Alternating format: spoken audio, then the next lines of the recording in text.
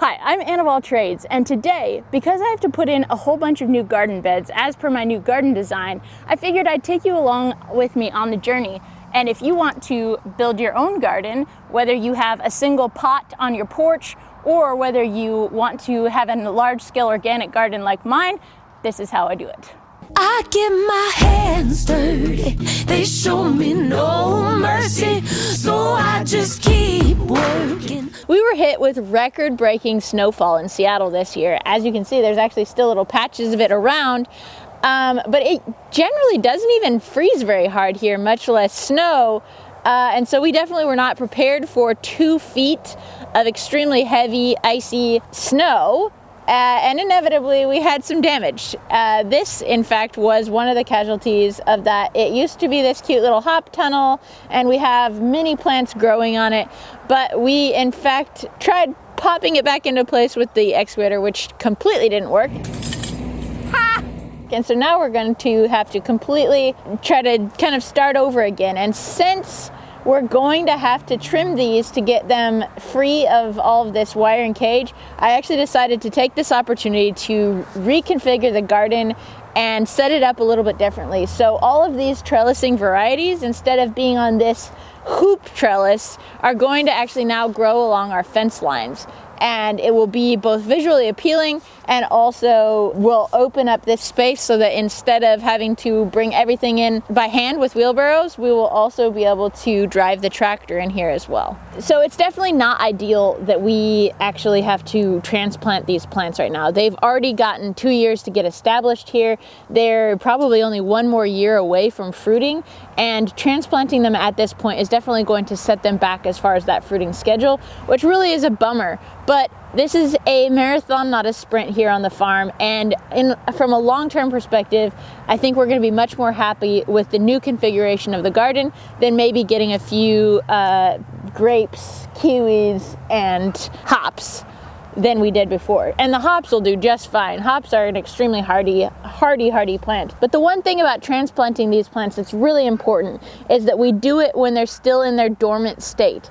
AKA, it's winter, they don't have any foliage, they don't have any greenery that they need to support.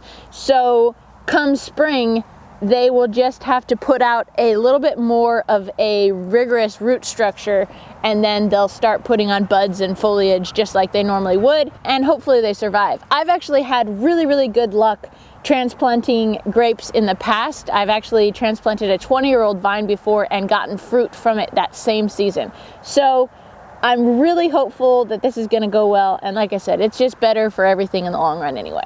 Okay, so now I'm starting to find some of the root ball for the grapees, and I want to be as careful as possible to preserve it. So I'm just gonna, a lot of this is a lot of just like very gentle manipulation of the soil. And if you just come in here with a shovel, you could dig out enough of the root ball that the plant itself would probably be fine. But I would like to really preserve as much of the root ball as possible, because the more that I'm able to preserve, the faster the plant will be able to recover. And the slower I am with this little job, the more strawberry crowns I'll be able to find and preserve. So this is a great example of strawberries reproducing on their own. They put off these things called runners, and then each of the runners puts down roots and creates another plant in and of itself. But as long as you have the whole crown, it will be perfectly self-sufficient on its own. As part of this huge garden reorganization project, we are saying so long and farewell to these raised beds. They have served me very well, but with the new layout, we want to actually expand our space that we're able to grow in. So we will be extending the rows that are now behind the camera to where the garden beds are, all the way back to the back fence, which will basically quadruple our growing space. That said though, we have a ton of our winter crops that are currently growing in these hop tunnels, and so part of this project will be transplanting those very carefully, because it is the winter, so it's not an ideal time to transplant plants that are supporting greenery, but we're actually going to go ahead and put them into the greenhouse. And so as long as we monitor them pretty well and keep them very well watered and nice and toasty in the greenhouse, they should fare okay.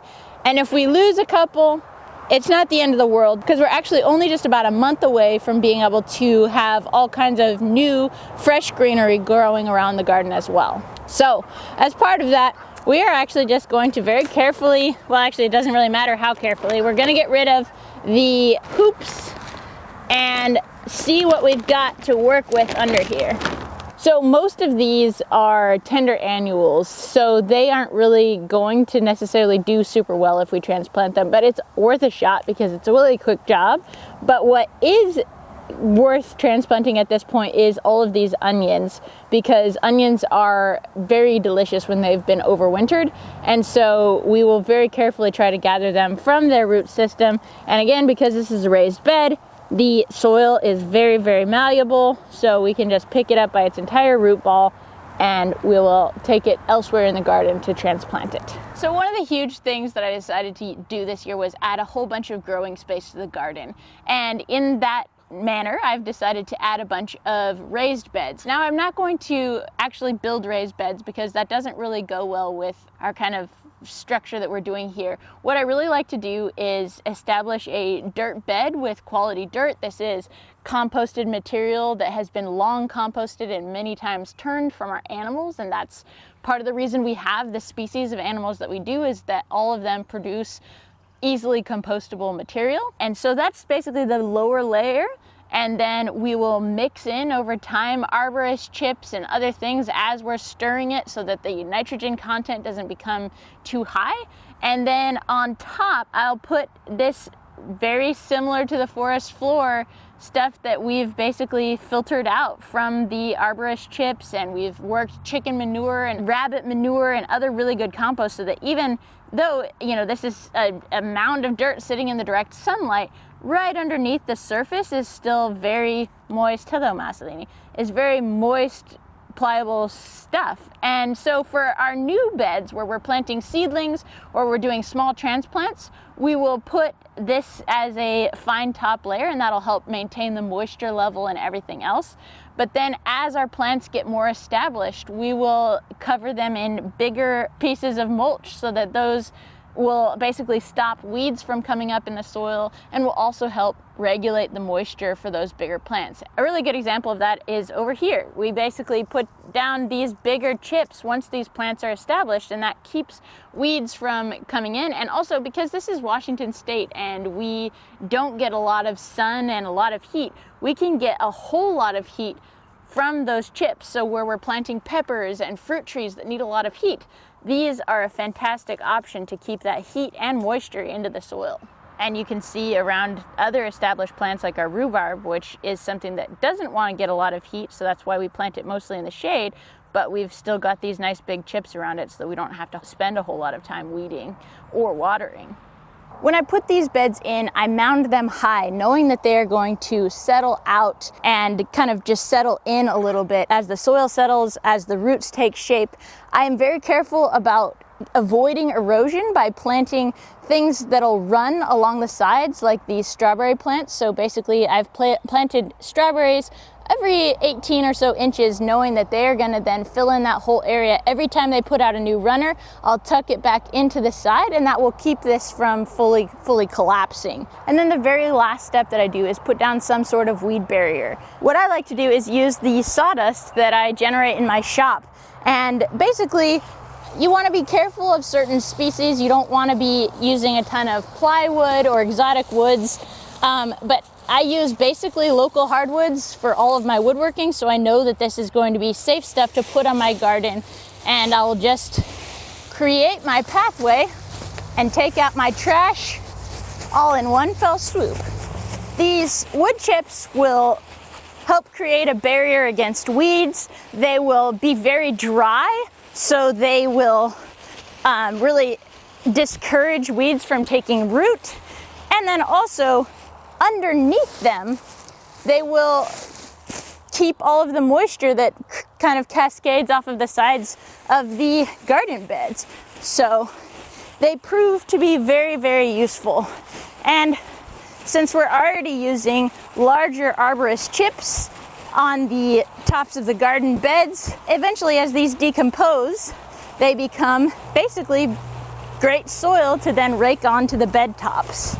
So thank you so much for taking the time to watch this video and for supporting my channel in that way. I hope you found it helpful and it took just a little bit of the mystery out of gardening away for you. I really would love to see you grow anything this year. May it be a potted plant in your house or a huge garden. Please tag me in your pictures on Instagram at AnnofAllTrades. If you would like to get an AnnofAllTrades t-shirt, the link for those is below. The link for my Patreon is also below. I hope you leave this video feeling challenged, inspired, and excited to get outside and to do things with your own hands as well. Cheers. Well, hello. You always want to be the star, don't you?